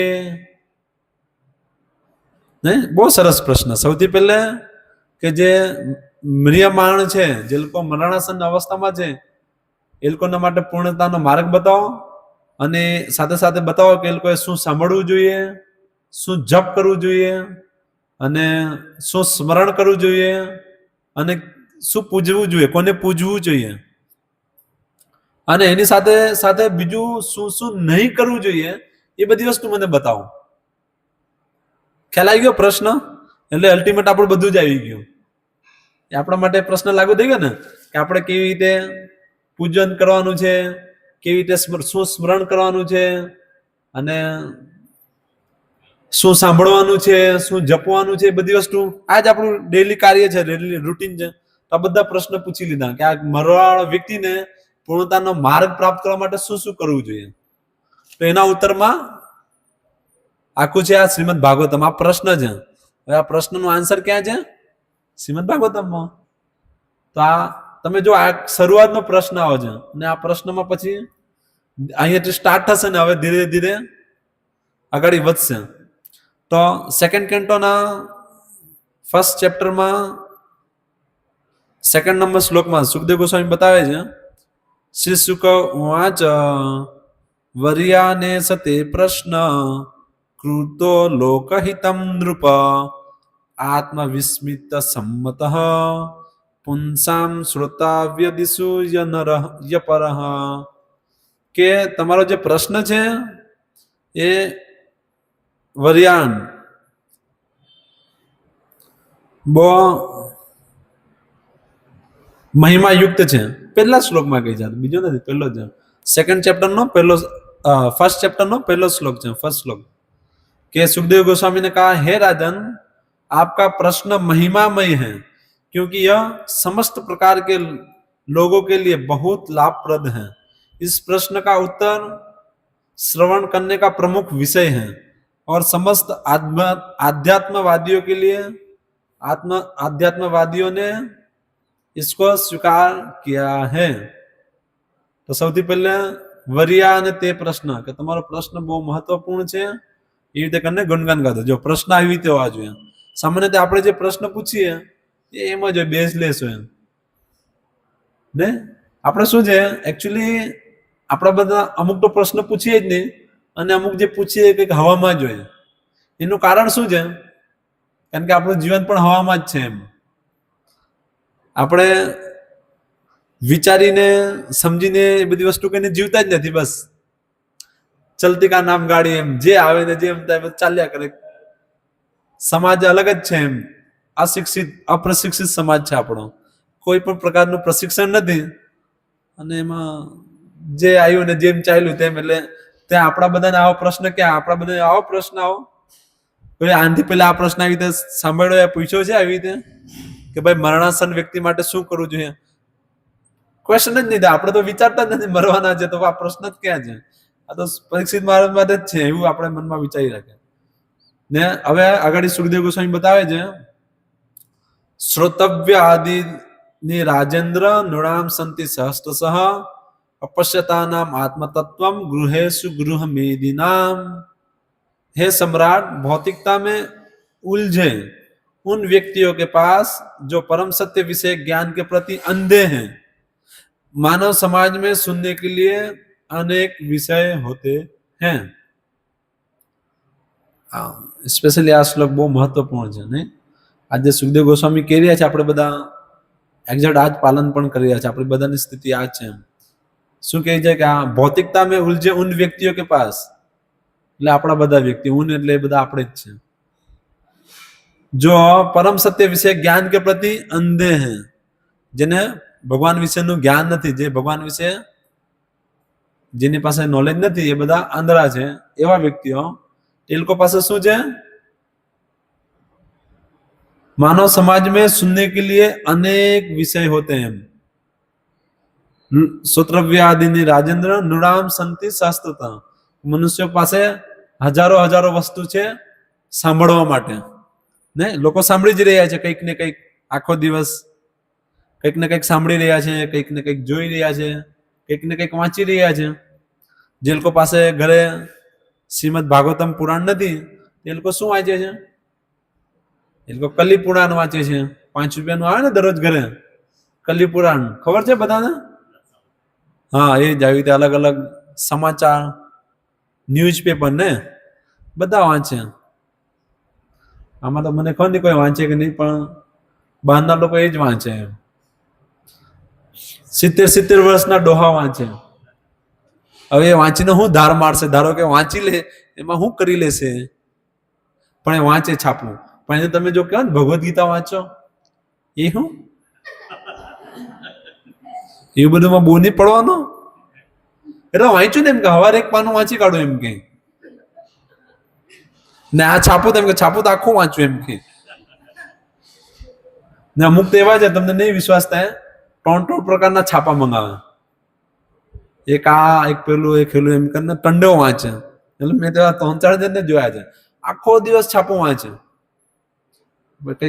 ધારો કે ગુજરાત સમાચાર છે, હા સંદેશ, એ એકચ્યુઅલી દિવ્ય ભાસ્કર છે, તેવી રીતે એક હિન્દી પત્રિકા આવે છે, એટલે હિન્દીમાં પણ ન્યૂઝપેપર આવે છે, તો એ વાંચે ને આવી રીતે આખો દિવસ વાંચે. પછી મને કહે તને હું ભાન પડે એમ કે કૃષ્ણ કૃષ્ણ કરીને ફર્યા કર, તને કઈ ખબર છે? જો એમ કે મેં દરરોજ 3 છાપું વાંચું એમ કે, મને બધી વસ્તુ ખબર છે. આણે એમ કર્યું, પેલા ત્યાં લડ્યો, ત્યાં મરી ગયા, આણે હલગાવી દીધું, મેચમાં આ જીતો, ફૂટબોલમાં તે કર્યો. ભાઈ પણ એ બધી વસ્તુનો મતલબ શું છે? એમ અપશ્યતાના આત્મતત્વમ, કે જે આત્મ જિજ્ઞાસા થવી જોઈએ એ તો થતી જ નથી ને. તમે છાપું વાંચીને તમને એવું રિયલાઇઝ થોડીક થયું કે અહીંયા જો આ 400 લોકો મરી ગયા, તો એ 400 મરી ગયા તો કાલે મેં પણ મરી જાઉં, આજે મેં પણ મરી શકું, તો મારે આ મૃત્યુથી બચવા માટે શું કરવું જોઈએ? છાપું વાંચીને વિચાર તો આવ્યો જ નહીં. વિચાર શું આવ્યો? કે આ બધા મરી જવાના, ધીરે ધીરે મેં એકલો જ બધું રાજ્ય કરા, બધું રાજ મેં સાચવા. આ છે કલી પુરાણ. ખ્યાલ આવે છે? તો આવી રીતે અહીંયા સુખદેવ ગોસ્વામી કહી રહ્યા છે કે જે લોકો આત્મતત્વ વિશે જિજ્ઞાસુ નથી, જે લોકો આત્મતત્વને જાણતા, જે આત્મા વિશે જાણવા માંગતા નથી, એ લોકો પાસે નૃણામ સંતિ શાસ્ત્ર હે રાજા. એ લોકો પાસે ઘણી ઘણી વસ્તુ છે વાંચવા માટે. એ લોકો આવી રીતે વાંચી રહ્યા છે. આ તો પેલા વડીલોનું મેં કીધું, એ લોકો આવી રીતે છાપું વાંચે. આજના યુવાનો વાંચે. શું વાંચે? લવ સ્ટોરી પર બુક વાંચે, ખબર છે બધાને? પછી બીજું શું વાંચે? અલગ અલગ પેલું હોય ને, શું કે આ સાયન્ટિસ્ટ ને બધાને પેલું આપ્યું હોય ને, શું કે છે તમે આપણે વાત કરતા એની શાયરી નહીં, એ લોકોને આપીને સન્માન કરે ને. શું કુશભાઈ શું કહે ને સન્માન કરે તે આપીને? નોબેલ, નોવેલ શું કે ને, એવું બધું વાંચે. નહીં કહું હું વાંચે. તમે જો સ્ટેશન ઉપર કેટલી બધી બુક હોય ને, એ હોય ને પછી એ બધી અશ્લીલતા વસ્તુ વાંચે, અશ્લીલતા, અશ્લીલ વસ્તુઓ વાંચે. એ એકદમ જ એમ એ બધી વસ્તુ એવા કોણ કેવા વ્યક્તિ એ બધી વસ્તુ વાંચશે નહીં? ભાગવતમાં વર્ણન છે કે જ્યાં ભગવાનનું ગુણગાન નથી એવા સાહિત્ય કોણ વાંચે? કાગડા જેવા લોકો વાંચે. જે સાહિત્યમાં ભગવાનનું મહિમાનું વર્ણન નથી, તો એ સાહિત્ય કાગડાઓ માટે છે, હંસ નહીં. હંસો માટે શું છે? જે હંસ છે, પરમહંસ છે, એ લોકો માટે જ્યાં ભગવાનનું ગુણગાન છે એવા સાહિત્ય વાંચશે. ખ્યાલ આવે છે? અને કાગડાઓ ક્યાં જશે? કાગડાઓ જનરલી ક્યાં જોવા મળે? કુડા કચરામાં, નહીં મલ ખાતા હોય, પેલું આપણે થૂકીએ તો કફ નીકળે તો કફ ખાતા હોય, બધી ગંદી વસ્તુમાં ક્યાં કાગડાઓ જોવા મળે? નહીં બધી ગંદગીઓ, બધી અશ્લીલતાઓમાં એ લોકો હોય. ને જે હંસ હોય, પરમહંસ હોય, ક્યાં જોવા મળે? હંસ ક્યાં જોવા મળે? એકદમ ચોખ્ખા શાંત સરોવર, તળાવ, ને એકદમ ચોખ્ખી વસ્તુમાં, ગંદકીમાં તમને હંસ જોવા નહીં મળે. તો તેવી જ રીતે જે પરમહંસ છે એ લોકો માટે છે આ શ્રીમદ ભાગવતમ, કે જે લોકો આવી ગંદકીથી મુક્ત છે અને જે લોકો આવી ગંદકીથી મુક્ત થવા માંગે છે એના માટે છે આ શ્રીમદ ભાગવતમ. તો આવા વ્યક્તિ આ ગ્રંથ વાંચશે ને એનું અધ્યયન કરશે. કેમ કરશે? કારણ કે આનું અધ્યયન કરવાથી શું પ્રાપ્ત થશે? એને અધ્યયન કરવાથી પ્રાપ્ત થશે ઘણી બધી વસ્તુ. જેમ કે ભગવાન કૃષ્ણ જ્યારે કૃષ્ણ સ્વધામ ઉપગતે ધર્મ જ્ઞાન આદિ વિષય, કે જ્યારે ભગવાન આ ધરાતલથી પોતાના ધામમાં જતા રહ્યા તો ત્યારે ધર્મ અને જ્ઞાન કોની શરણમાં ગયું? હા, તો એ શ્રીમદ ભાગવતમના શરણમાં ગયું ને. કલો દ્રષ્ટ દશા મેં સ પુરાણ અર્ક આદિ ઉદિત. કે આ કલયુગની નષ્ટ પ્રજાઓ માટે, દુષ્ટ લોકો માટે, એ લોકોનો અંધકારમાં પ્રકાશ લાવવા માટે ભગવાન કૃષ્ણ આવી રીતે શ્રીમદ ભાગવતમના રૂપમાં ઉદય થયા. તો આજે શ્રીમદ ભાગવતમ છે એ સ્વયં કૃષ્ણ છે. કોણ છે? હા, એ ભગવાન કૃષ્ણનું સાહિત્ય અવતાર છે. ભગવાન કૃષ્ણ અને શ્રીમદ ભાગવતમમાં કોઈ તફાવત નથી. આપણે બધા કહે ને કૃષ્ણ તો ક્યાં છે, મને તો નથી દેખાતા. કૃષ્ણ ક્યાં આપણી સાથે વાત કરી રહ્યા છે? તો ભગવાન કૃષ્ણ વાત કરી રહ્યા છે. શેના માધ્યમથી? શ્રીમદ ભાગવતમના માધ્યમથી. તો આ ભાગવતમ એ વસ્તુ છે કે જે આપણું જીવન, જે આપણે બધા આવી રીતે મ્રિયમાણ અવસ્થામાં છે, તો આ અવસ્થામાંથી કેવી રીતે બહાર નીકળશું, કેવી રીતે પરમ લક્ષ્ય, પરમ ગંતવ્ય આપણે પ્રાપ્ત કરશું, એનું વર્ણન છે શ્રીમદ ભાગવતમમાં. અને શ્રીમદ ભાગવતમ છે સંસ્કૃતમાં. કારણ કે આજના 5000 વર્ષ પહેલા લોકો દૈવી, એ લોકોનું જીવન કેવું હતું? દૈવિક જીવન હતું. એમ વેદોના આશ્રય એ લોકો જીવતા હતા તો એકદમ દૈવિક જીવન હતું. એમ હવે અત્યારે જીવન કેવું છે? આસુરિક જીવન છે. ત્યારે બધા દેવતા હતા અને દેવતા જેવું જીવન જીવી રહ્યા હતા. તો ત્યારે સંસ્કૃત કોમન હતી, બધાને જ સંસ્કૃત આવડતી. એમ ત્યારે ત્યાંના જે અસુરો છે, પેલો અસુર છે ને, શું નામ? ના, એ તો આ 5000 વર્ષ પહેલા પેલો બદમાશ ને શું કહે ને, જે આવત જીવે સુખમ જીવે કહે ને, કોણ છે? ચારવાક એક નંબરનો નાસ્તિક વ્યક્તિ, એને પણ સંસ્કૃત આવડે. એમ એ પણ સંસ્કૃતમાં કે આવત જીવે સુખમ જીવે ઋણમ કૃત્વા ધૂતમ પીબેત, એમ ભસ્મીભૂતસ્ય દેહસ્ય. જો એકદમ એને શ્લોકનું કેવી રીતે કન્ટેન્ટ બનાવ્યું છે, એમ એકદમ એના શબ્દ વાક્યની રજૂઆત એકદમ પંક્તિ, એ લોકો છંદ ને આ ને તેને કોઈ પણ પ્રકારનું ડિફેક્ટ નથી. તો એ અસુરને પણ સંસ્કૃત આવડતી, એમ કહેવાનું મિનિંગ મેં બતાવવા માંગુ છું. પણ અત્યારે શું છે, આપણી બધાની જીવનશૈલી બહુ અલગ છે, બહુ મુશ્કેલ છે. અત્યારે આપણે બધા મ્લેચ્છ ભાષા પર આશ્રિત છીએ. અત્યારે આપણો દેશ એટલે આપણો દેશ નથી ભાઈ, આપણું જ છે. આપણો દેશ આપણું છે, એમ ગોલોક વૃંદાવન. તો અત્યારે આપણે જ્યાં રહીએ છીએ ત્યાં આપણી સાથે ધોખાધડી કરવામાં આવી રહી છે. કેવી રીતે? અમને બચપનમાં ભણાવવામાં આવ્યું. અમે જયારે સ્કૂલમાં ભણતા હતા, એટલે હું જયારે ભણતો હતો ત્યારે કીધું આપણી રાષ્ટ્રીય ભાષા છે હિન્દી. હિન્દી શીખવી જોઈએ ને, પછી આપણે મ્લેચ્છ ભાષા શા માટે શીખવી જોઈએ? પણ એ લોકોએ ધોખો કરી ગયા. હવે શું કર્યું? ખાલી સ્કૂલમાં જ ભણાવ્યું રાષ્ટ્રીય ભાષા હિન્દી છે, પણ બોર્ડ પર લખે તે હોય ઇંગ્લિશમાં લખે ને, સ્કૂલનું નામ ઇંગ્લિશમાં લખે. કોઈ માણસ માંદો થાય, એને દવાખાને જવું હોય તો પેલો દવા પણ ઇંગ્લિશમાં લખે. ડોક્ટરો મોટા ભાગના અઢળ હોય તો ઇંગ્લિશમાં જ મોટા ભાગના શબ્દ બોલે. ગરીબ માણસને તો એમ જ ભેરવી માંગે. પેલાને પેટમાં દુખતું હોય, પેલાને કેવી રીતે પેલો વિચારતો હોય, મને દુખતું છે કે એને દુખતું છે, મેં એવી ભાષામાં કહે. બહુ અસમંજસ છે ને. સામાન્ય રીતે આ લોકોને નથી આવડતી ઇંગ્લિશ, ને આ લોકો આવી રીતે ચીટિંગ કરે. પછી ગાડીના નંબર પ્લેટ જો, કોઈ પણ વસ્તુનો, બધી વસ્તુ કઈ ભાષામાં છે? ઇંગ્લિશમાં. ને પેલો એમ કે રાષ્ટ્રીય ભાષા શું છે? એટલે આંખ ખોલીને મરચાની ભૂકી લાગતા છે. આ તો આંધળા માણસ નો ખબર પડે, કાં ઉલ્લું બનાવે ભાઈ. એ છે તો કાં જઈએ, એનું તો વેલ્યુ જ નથી. ધારો કે તમે ઇંગ્લિશમાં અરે હિન્દીમાં પીએચડી કરીને પણ બહાર આવો, કોઈ વેલ્યુ નથી. એમ ખ્યાલ આવે છે? તમારા અંદર સર્વગુણ સંપન્ન તમે હો, બધા જ ગુણો હોય, બધી જ વસ્તુના તમે ખાણો. ખાંડ એટલે પેલી ખાંડ ને શું કહે ને, ખાંડ નહીં ભાઈ, પેલું ખાંડ ને શું કે બહુ જઠ્ઠો. ખ્યાલ આવે ને એમ સર્વગુણ સંપન્ન હો, બધી વસ્તુના ખાણ, પણ વેલ્યુ નથી જો તમને મ્લેચ્છ ભાષા બોલતા નથી આવડતી. ખ્યાલ આવે છે? એટલે મને તો અનુભવ બહુ ખતરનાક છે. હું જયારે નાનો હતો ને, તમારા બાજુમાં એક ફેમિલી રહેતી, તો એ પતિ પત્ની ઝઘડા કરતા. પેલો પીને આવતો પોટલી ને ઝઘડતા તો આ ગાળ આપતી તો પેલો એમ કે તું તો ભણેલી છે ને. મેં કે અભણ છું? ઇંગ્લિશમાં ગાળ આપે, એમ કે આપ્યું હોય તો ઇંગ્લિશમાં આપ. એટલે કેટલુંક અંદર ઘૂસી ગયું છે, મેં બતાવવા માંગુ એમ. સ્તર તમે જો કે પેલો ગાળ પણ એમ કે ઇંગ્લિશમાં આપ, હિન્દીમાં નહીં આપ.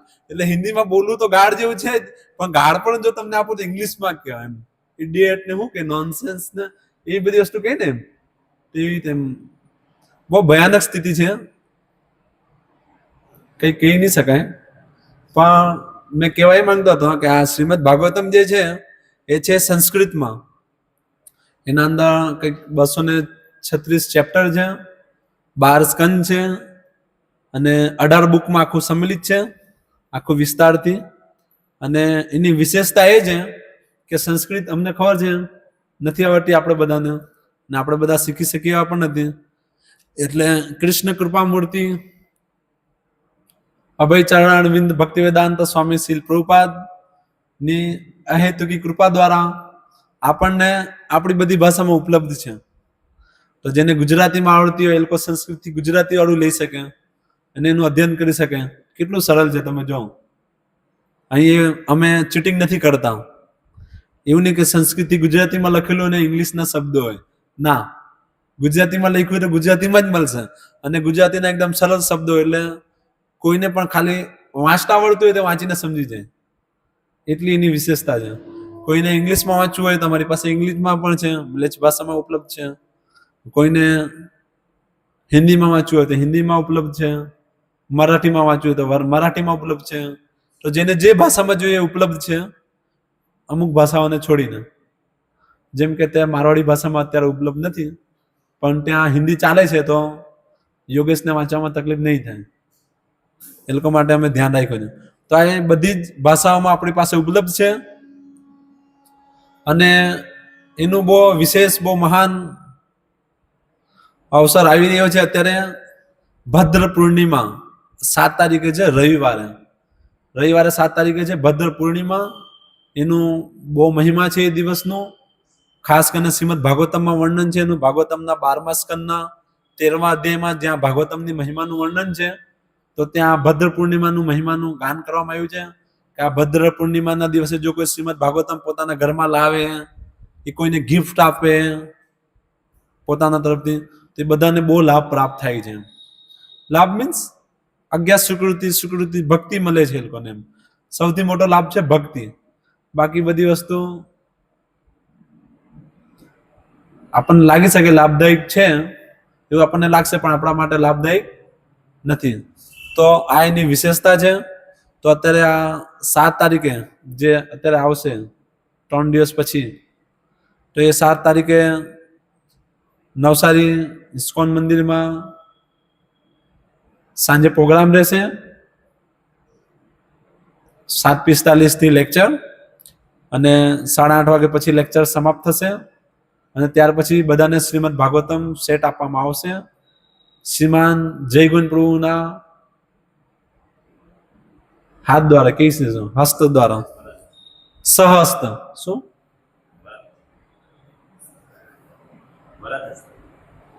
જે કહેતા છે એવી રીતે થશે. તો બધાને અહીંયા બેઠા બધા મહાનુભાવો ને આ નિવેદન છે કે ઓલમોસ્ટ બધા પાસે નથી જ, તો જેટલા લોકો પાસે નથી બધા શ્રીમદ ભાગવતમનો સેટ લો, નોંધાવો, અને એનું દરરોજ ધીરે ધીરે અધ્યયન કરો. 1 પાનું, 2 પાનું, 4 પાનું, જેટલું તમે કરી શકો એમ. એટલીસ્ટ 20 મિનિટ જીવનમાં સમય કાઢો દરરોજ અને એનું અધ્યયન કરો. જો આ કેટલા સરસ અહીંયા સવાલ આવ્યો ને, આપણે પ્રશ્ન જોયા ને, એવી રીતે ઘણા બધા પ્રશ્નો છે જે આપણે કદાચ વિચાર્યું જ નથી. તો આ બધા પ્રશ્નો આપણને જાણવા મળશે, અને ત્યાર પછી એ પ્રશ્નોના ઉત્તર પણ જાણવાનું મળશે. અને આપણી ભાષામાં, તમે જે ભાષામાં વાંચીને સમજી શકો એ ભાષામાં. બહુ સરળ છે અને એના માટે કોઈ નીતિ નિયમ નથી. તમે શ્રીમદ ભાગવતમને કોઈ પણ વ્યક્તિ વાંચી શકે છે. અમીર, ગરીબ, શિક્ષિત, અશિક્ષિત, હિન્દુ, અહિન્દુ, ભારતીય, અભારતીય, કોઈ પણ એને વાંચીને ભગવાન સાથેનો પોતાનો સંબંધ સાધી શકે છે. તો બધાને પાછું એકવાર નંબર વિનંતી કે બધા આવી રીતે શ્રીમદ ભાગવતમ સેટ ઉત્સાહથી લો, જાતે પણ અધ્યયન કરો. અને જો તમારી પાસે લક્ષ્મી તો છે જ, જો તો નહીં છે જ બધા પાસે, તો એ લક્ષ્મીને ભગવાનની સેવામાં લગાડીને બીજાને ગિફ્ટ આપો. જે તમારા હિતેશુ છે, તમે જેને માનતા કે આ મારા હિતેશુ છે, શુભેચ્છક છે, એવા લોકોને પણ શ્રીમદ ભાગવતમનું સેટ ગિફ્ટ આપો, જેના થકી એ લોકોનું પણ કલ્યાણ થાય ને. તો આ તો ભાગવતમની મહિમા ને બધીનો એક સમુદ્રમાંથી એક બુંદનો 10,000નો ભાગ પણ નથી, જે અત્યારે આપણે અહીંયા ડિસ્કસ કરવાનો પ્રયાસ કરી રહ્યા હતા. આપણા બધા પાસે સમય લિમિટેડ છે, તો અહીંયા આપણે વિરામ લેશું. પાછો આગળ આપણે ધીરે ધીરે બધા પોઈન્ટ પર જશું અને હજુ વિસ્તારથી જાણશું એમ. તો મેં ઘણા બધા રેફરન્સ લાવ્યા હતો, પણ આજે મેં એને કોટ નહીં કર્યા. નહીં તો વરાહ પુરાણ, પદ્મ પુરાણ, સ્કંદ પુરાણ, નરસિંહ પુરાણ ને આવી રીતે બહુ બધી જગ્યાએથી મેં લાવ્યો છે. ઋગ્વેદ, બધા રેફરન્સ લઈને આવ્યા હતા. મેં વિચાર્યું આવી રીતે બધું જણાવીશ, પણ પછી મેં વિચાર્યું કે થોડુંક તમને લોકોને આવી રીતે સ્ટોરીના કથાના માધ્યમથી, સ્ટોરી તો નહીં કહેવાય એકચ્યુઅલી, સ્ટોરી તો એક વાર્તાના સેન્સમાં જતી રહે. કથા કે આવી રીતે ભગવાનના ભક્તોનું કેવી રીતે જીવન ચરિત્ર છે એનું એક ઉદાહરણ દ્વારા તમને આવી રીતે બતાવી શકો. તો એક આ એક નાનો મોટો પ્રયાસ હતો. હરે કૃષ્ણ. તો જો કોઈનો આમાં કઈ પ્રશ્ન હોય તો પૂછી શકે છે. કોઈ કઈ પૂછવા માંગે છે? હા,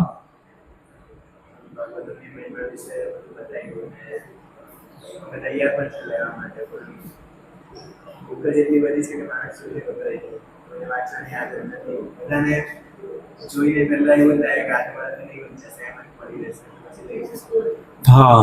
તો જો બહુ સરસ પ્રશ્ન છે.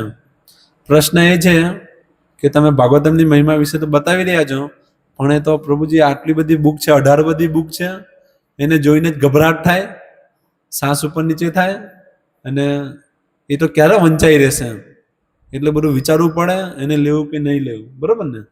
એક્ઝેક્ટ આવું જ કહી છે. તો આનો એકદમ સિમ્પલ આન્સર છે.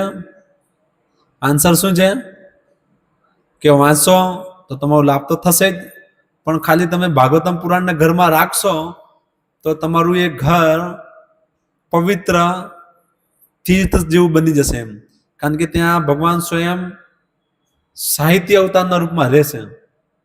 પદ્મ પુરાણમાં વર્ણન છે, મેં શ્લોક તમને આપી દેવા રેફરન્સમાં, કે ત્યાં આવી રીતે બતાવે છે કે જેના ઘરમાં શ્રીમદ ભાગવતમનો સેટ નથી એ ઘર શમશાન તુલ્ય છે. ત્યાંના રહેવાવાળા લોકો ચંડાલ છે.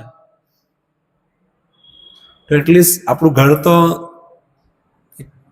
શુદ્ધ થશે ને. ભગવાન ને આપણે ખાલી ઘરમાં લાવીને મૂકશું જ તો. આ તો ખાલી શ્રીમદ ભાગવતમનો સેટ ઘરમાં આવ્યો તો એનું આ ગૌણ ફળ છે.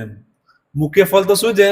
કૃષ્ણ પ્રેમ આપશે, પણ એનું ગૌણ ફળ છે કે ઘરને સૌથી પહેલા ઘર બનાવશે, એક પેલું શમશાનથી અલગ કરશે એને. અને બીજું છે કે હવે એને વાંચવું કેવી રીતે? આ તો બહુ મોટું છે. કઈ નહીં, તમે જેટલું વાંચશો એમાંથી, ધારો કે તમે 1 સ્કંદ વાંચ્યા, 2 સ્કંદ વાંચ્યા, અને આમાંથી કોઈ જતું રહ્યું વાંચતા 2 સ્કંદ વાંચીને, કઈ નહીં, એનો છોકરો વાંચશે, પછી 3જું સ્કંદ ત્યાંથી એ ચાલુ કરશે. એવું તો નથી કે આની વેલિડિટી છે 1 વર્ષમાં નહીં વાંચશો તો આ બધું ઓલ્ડ નોલેજમાં જતું રહેશે, પછી નકામું થઈ જશે. એવું તો નથી. તમે નહીં વાંચી શકશો, આ ભાઈ નહીં વાંચી શકશે, એમની છોકરી વાંચશે, દ્વિજા મોટી થઈને વાંચશે. નહીં, હવે કહેશે મને એટલો સમય નહીં મળે, તો એના છોકરા છોકરી વાંચશે. અહીં જે બીજી પેઢી, ત્રીજી પેઢી, તો તમે તમારા આગળ આવાળા પેઢીને કંઈક આપીને જશો એમ. એક એવી વસ્તુ આપી જશો જેનાથી એનું કલ્યાણ થશે. નહીં, જેનાથી એ પોતે પણ સારા સંસ્કાર શીખશે, પોતે કોણ છે, ભગવાન કોણ છે, બધી સંબંધની બધી વસ્તુ શીખશે, એને એપ્લાય કરશે, ભક્તો વિશે સાંભળીને આવી રીતે એનું જીવન સુધરશે, અને એના આગળ આવવાળી પેઢીને સુધારી શકશે. તો આપણે બધા નહીં, ધારો કે અહીંયા જેટલા પણ બેઠા છે બધાના ઘરમાં કંઈક ને કંઈક તો સોનું હશે જ. તો જરૂરી છે બધું સોનું તમે કાનમાં જ પહેરીને ફરવાનો કે ગળામાં જ પહેરીને ફરવાનો? ઘરમાં મૂકી રાખ્યું છે ને? શા માટે મૂક્યું છે? કે આ અમારી આગળ આવવા માટે પીઢીઓ માટે છે. તો બધા એવી રીતે રાખ્યું છે ને? હા કે ના? તો એવી રીતે આ અમારી આગળ આવી પેઢી પણ વાંચશે. એમ હું નહીં વાંચી શકીશ તો એ લોકો વાંચશે.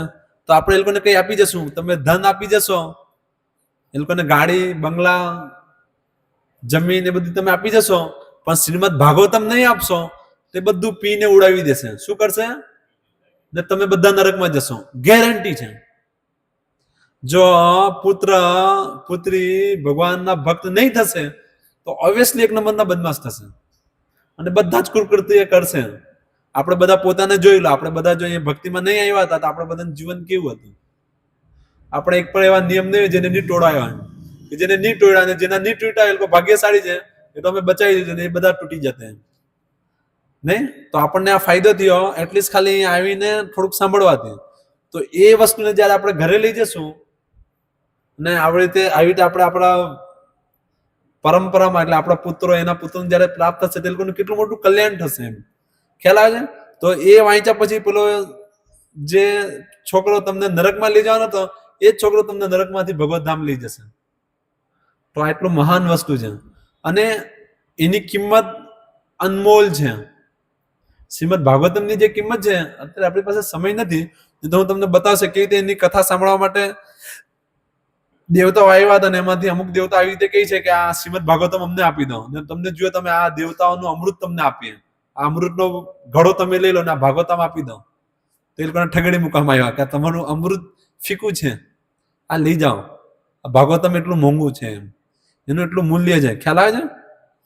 તો એ આમ ભાગવતમ ભગવાનની અહિતુકી કૃપાથી અને એમના મહાન ભક્ત કૃષ્ણ કૃપા મૂર્તિ અભય ચરણારવિંદ ભક્તિ વેદાંત સ્વામી શ્રીલ પ્રભુપાદ દ્વારા, પ્રભુપાદની કૃપાથી એટલું સુલભ છે કે આપણે ખાલી એનું પેન્ટિંગ કોર્સ, એનું જે છપાવવાની કિંમત છે એ છપાવવાની કિંમતમાં જ આપણને પ્રાપ્ત થાય છે. નહીં હવે આની કિંમત કેટલી છે? આપણે કેટલું છપાવવાનો ચાર્જ લઈએ? 9,000 રૂપિયા લઈએ ને? 8,500 9,000 કેટલા લઈએ? 9,500 8,500 રૂપિયા. અમે ખાલી 8,500 રૂપિયા લઈએ છીએ કિંમત છપાવવાની. તમે એને બહાર જાતે છપાવવા જઈશો તો એને 25,000 રૂપિયા લાગશે. પણ અમે ઠોકમાં છપાવીએ, પોતાનું પેન્ટિંગ અમારા ઉપર મશીન છે, તમને 8,500 પડે છે. તો તમે જો કેટલું અમૂલ્ય વસ્તુ, સૌથી મહત્વપૂર્ણ વસ્તુ, એટલે આટલું સસ્તું મળી રહ્યું છે પણ લોકોનું દુર્ભાગ્ય છે. જે લોકો પાસે નથી એ લોકોનું દુર્ભાગ્ય છે જે નથી લેતા. કે આટલી મહત્વપૂર્ણ વસ્તુ જે જીવનની જીવવા માટે દિશા નિર્દેશ છે અને આ જીવનમાં કેવી રીતે ભગવાનને પ્રાપ્ત કરવું એનો આનંદ આખું માર્ગ નિર્દેશન છે. અને એ આપણે નહીં લાવીને શું લાવીએ છીએ? બધા પાસે સ્માર્ટફોન તો હોય છે નહીં? આ ફોન, ટેબ, અહીંયા ઓલમોસ્ટ જેટલા બેઠા છે બધા પાસે પેલા ટેણિયા પાસે હોય. 15 વર્ષનું એને ચડ્ડી પહેરતા નહીં આવડતું, એના પાસે ફોન હોય. ખબર છે તમને? ને કેવો ફોન હોય? 8,000 10,000 રૂપિયાનો ફોન હોય. તમે જો એ 10,000 રૂપિયાનો ફોન એના પિતા, એના પુત્ર, એને માં એ પુત્રને આપીને શું કરશે? એનું એનાથી કલ્યાણ થશે? ફોનથી કોઈનું કલ્યાણ થયું છે આજ સુધી? શું છે? ફોનથી 10% સારી વસ્તુ શીખે, માનીએ તો એમ, ઓલમોસ્ટ માનીએ તો એમ તો મોટા ભાગે તો નહીં જોઈએ, પણ અમુક કેસમાં કોઈ સાત્વિક જેવા કે વંશ જેવા પેલા શું કે વસલ જેવા સારા છોકરા હોય તો ફોનથી કંઈક સારી વસ્તુ શીખી લે. પણ મોટા ભાગના કેવા હોય? 90-95% લોકો શું જોઈએ એના અંદર? બધી ગંદી વસ્તુ જ જોઈએ, અશ્લીલતા જ જોઈએ. ઓબ્વિયસલી એ લોકોનું ચરિત્રહીન થાય, એ લોકો જાતે નરકમાં જવાના, ખોટા કાર્યો કરવાના, એને એના મા બાપને પણ દુઃખી કરવાના. તો એના મા બાપ એને જાતે દુઃખી થવા માટે 10,000 નું ફોન આપે છે. તો એ 10,000 નું જો શ્રીમદ ભાગવતમ લેવું શું મુશ્કેલ છે? કે મુશ્કેલ છે? આ તો 10,000 તો મેં એમ કીધું, પણ અત્યારે 10,000 નું તો મારા જેવા જ વ્યક્તિ વાપરે. બાકી તો બધા હવે 50,000 70,000 ને પેલું આઈફોન કરીને 80,000 લાખ રૂપિયા, મારા તો એક ટેણીઓ છે લાખ રૂપિયા વાપરે. એક વર્ષથી મને તો થોડાક દિવસ પહેલે જ ખબર પડી. મેં કીધું ચશ્માના ફ્રેમ તો નીચે આવ્યા કરે, તને લાખ રૂપિયાનો ફોન ની શું જરૂર પડી? તો લાખ રૂપિયાનો ફોન વાપરે. તમે વિચારો, તો કઈ મોટી વાત નથી. એમ 1,50,000 ફોન વાપરવું મોટી વાત નથી. પણ આપણે જો કહીએ 8,500 રૂપિયા લક્ષ્મી સેવામાં શ્રીમદ ભાગવતમ લો તો 5 કરોડ બાના છે એ લોકો પાસે. કેટલા બાના છે? 5 કરોડ. પેટમાં દુખે, ઘરે મૂકવા માટે જગ્યા નથી, મમ્મી ના પાડે, પપ્પા ખીજવાય, બહુ બધી બુક છે, આ છે, તે છે, ફલાણું છે, પૈસા આવ્યા નથી, અહીંયા વપરાઈ ગયા છે, પેલું થઈ ગયું છે, એક તો એમ કે મારા ઘરમાં જગ્યા નથી, એમ કે બુક લઈ જાવ ને મારા પગે આવે, એના ઘરમાં જગ્યા જ નથી. મેં કીધું ઘરમાં જગ્યા નથી તો શું કરવા? તો અહીંયા રહી જાય મંદિરમાં, અહીંયા બહુ મોટું રૂમ છે ને. તે બધી વાહિયાત વાતો કરે એ લોકો. કઈ હોય એમાં, પણ આવી રીતે લોકો વાત કરે. એ લોકોના બહાના છે નહીં લેવાના. તો એ લોકો નહીં લઈને કોનું અહિત કરી રહ્યા છે? ઓબ્વિયસલી પોતાનું અહિત કરી રહ્યા છે, પોતાના પુત્રનું અહિત કરી રહ્યા છે. નહીં, ગેરંટી છે જેને શ્રીમદ ભાગવતમનું નોલેજ જેની પાસે નથી એ વ્યક્તિના કોઈ પણ સદગુણ નથી. મેં નહીં કહી રહ્યા, શાસ્ત્ર કહે છે કે હરાવા ભક્તસ્ય કૃતો મહદ ગુણ. જે હરિનો ભક્ત નથી, જે ભગવાન કૃષ્ણનો ભક્ત નથી, એના શું મહત્વપૂર્ણ ગુણ હોઈ શકે છે? ખ્યાલ છે? ક્વેશ્ચન માર્ક જેમ કે જે ભગવાનના ભક્ત નથી એ લોકોના કોઈ પણ ગુણ હોય નહીં. બાહ્ય રૂપ એવું લાગે કે ગુણ છે, પણ ભગવાનનો ભક્ત નથી તે ગુણ એના માટે અભિશ્રાપ છે. નહીં, જે રીતે અમુક નહીં કે રાવણ આટલું બધું ગુણ હતું, એવી રીતે વેદાંતી હતો, અને હું વેદોનો જ્ઞાતા હતો, ને આ હતો, તે હતો, ઇન્દ્રિય સંયમિત હતો. એવી રીતે પેલા બદમાશો કે અમુક કે સીતા માતાને લઈ ગયો પણ હાથ નહીં લગાડ્યું, એમ કે કેવી સ્થિતિ થઈ ગઈ. જો એ લોકોની બુદ્ધિ કેટલી ડલ થઈ ગઈ, આવી રીતે બધી વાતો કરે. તો આવી રીતે બાહ્ય રૂપથી એના કંઈક દેખાય, પણ અલ્ટિમેટ આ શું છે? ખ્યાલ આવે છે કે બાહ્ય રૂપથી અમુક સદગુણ એના દેખાશે, પણ ગેરંટી છે જો ભગવાન કૃષ્ણનો ભક્ત નથી, જે ભગવાનના ભક્ત નથી, એના કોઈ સદગુણ નથી. એવું શાસ્ત્ર કહે છે ને, હરાવા ભક્તસ્ય કૃતો મહદ ગુણ. તો કેટલી મહત્વપૂર્ણ વસ્તુ છે આ. શ્રીમદ ભાગવતમ એના ઘરમાં રહેશે તો એ વાંચશે, એનું કલ્યાણ થશે, એ જાતે ભગવાન કૃષ્ણ પ્રત્યેનું પ્રેમનું આકર્ષણ વધશે, એના છોકરાનું વધશે. ને આ ભાગવતમની વિશેષ અને હજુ વિશેષતા છે. એ શું છે કે શ્રીમદ ભાગવતમના દરેક શ્લોક પર શ્રીલ પ્રભુપાદ પરપોટ લખે છે, એમ તાત્પર્ય. અને દરેક તાત્પર્ય એટલા મહત્વપૂર્ણ છે, બધી જ વસ્તુને ધ્યાનમાં રાખીને લખવામાં આવ્યું છે, કે કેવી રીતે અત્યારે વર્તમાન સમયમાં એ બધી વસ્તુ લાગુ થાય છે. એકદમ ડિટેલમાં બતાવવામાં આવ્યું છે, એક વસ્તુ પર ડિસ્કસ કરવામાં આવ્યું છે. તો એની વિશેષતા છે. તમે એને એકવાર જયારે વાંચશો તો મેં સ્ટેમ્પ પેપર લાવો, મેં સાઇન કરી આપું, એમ કે એકવાર જો કોઈ આ શ્રીમદ ભાગવતમ વાંચી લે, તે વાંચ્યા પછી જાતે જ કહેશે પ્રભુ મારું આ જીવન 360 ડિગ્રી ચેન્જ થઈ ગયું, એમ ગેરંટી છે. એમ ને ફલે ને પરિચય તે હું ખાલી કહેતો છે એવું નથી. તમે જોઈ લો, જે લોકોએ જેટલા લોકો શ્રીમદ ભાગવતમ વાંચ્યું છે, તમે લોકોનું જીવન જો. આ જેટલા પણ પાશ્ચાત્ય જગતના લોકો જોડાયા, મ્લેચ્છ, યૌવન, આ બધા, અને એ બધાનું તમે જીવન જો, કેટલું કૃષ્ણ ભાવના ભાવિત થયું, આખું પોતાનું જીવન આખું જીવન સમર્પિત કરી દીધું ભગવાન માટે. કેવી રીતે? આ શ્રીમદ ભાગવતમનું અધ્યયન કરીને. ખ્યાલ આવે છે? આનું અધ્યયન કર્યા પછી લોકો કે અમારી ચાય નથી દુખતી, છૂટતી, એમ કે માથું દુખે. મેં કેમ એકવાર ભાગવતમ વાંચીને જો, ચાય તો છોડો, તમારું બલબલું છૂટી જાય, ગેરંટી છે. એમ કારણ કે આનંદ એ વિશેષ વસ્તુને એટલું ડિટેલમાં બતાવવામાં આવ્યું છે ને. ભાગવતમની મહિમા છે. એમ કિરાત, હુલાદ, પુલિંદ, પુલકિસા, અભિર, યવના, અન્ય ખસાદ, આવી રીતે આ બધા જે વર્ણાશ્રમની બહારના લોકો છે, આવા લોકો પણ શ્રીમદ ભાગવતમનું સંગ કરીને, એનું શ્રવણ કરીને, એમના ભક્તોનું સંગ, ભગવાનના ભક્તોનું સંગ કરીને પરમ ગતિ પ્રાપ્ત કરે છે. જે મોટા મોટા બ્રાહ્મણો માટે અકલ્પનીય હતું પહેલાના યુગમાં, એ અત્યારે સરળ છે શ્રીમદ ભાગવતમના દ્વારા. આ એની વિશેષતા છે. ને હજુ બહુ બધું કહી શકાય, પણ આપણી પાસે સમયનો અભાવ છે. તો તમે સંતુષ્ટ છો? તો જો કોઈના મનમાં એવો પ્રશ્ન હોય કે પ્રભુ આટલું બધું લઈ જઈને કેવી રીતે વાંચશું, તો કઈ નહીં ભાઈ, એવું નથી એક જ દિવસમાં બધું વાંચી લેવાનું છે. ધીરે ધીરે જો તમે દરરોજનો 40 શ્લોક વાંચો તો 3 થી 4 વર્ષમાં ભાગવતમ તમારું કમ્પ્લીટ થઈ જશે. 1 કલાક જો તમે દરરોજ વાંચશો તો 5 વર્ષની અંદર તમે આખું ભાગવતમ વાંચી લેશો, ગેરંટી. કન્ટિન્યુઅસલી જો 1 કલાક દરરોજ વાંચશો તો, વચ્ચે વચ્ચે ગેપ મારશો તો 6-7 વર્ષ લાગશે.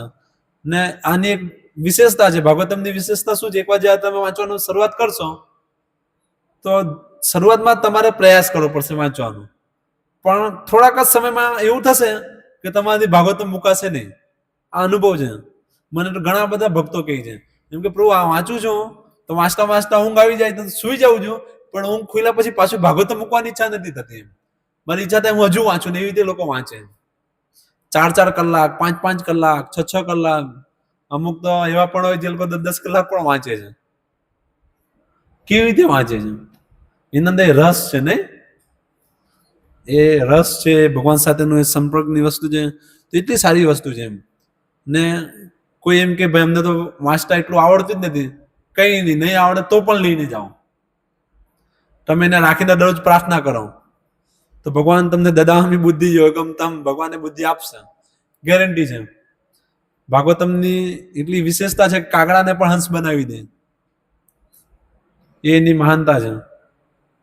તો બધા જ રાખો, જે વડીલ છે, યુવાન છે, વયોવૃદ્ધ છે, જે હોય, અમીર ગરીબ, મેં કીધું પેલા સ્ત્રી પુરુષ એકલા હોય, બધા સાથે હોય, બધા જ રાખવું જોઈએ, બધાની પાસે હોવું જોઈએ નહીં.